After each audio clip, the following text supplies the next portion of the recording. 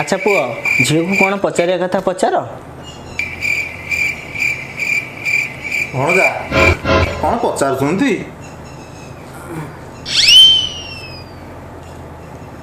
ଆଚ୍ଛା ମ୍ୟାଡ଼ାମ୍, ଆପଣଙ୍କ ନାଁଟା କ'ଣ? ମୋ ନାଁ ହେଉଛି ରକେଟ ପଣ୍ଡା।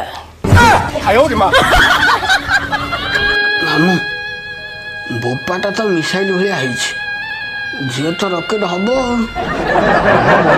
ଟିକେ ନାକୁ ଧୈର୍ଯ୍ୟ ଧର।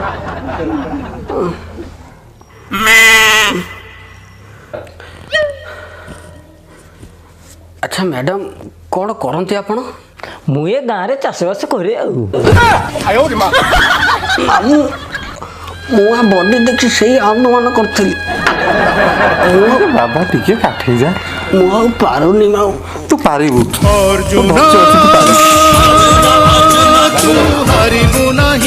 ପଚାରିବ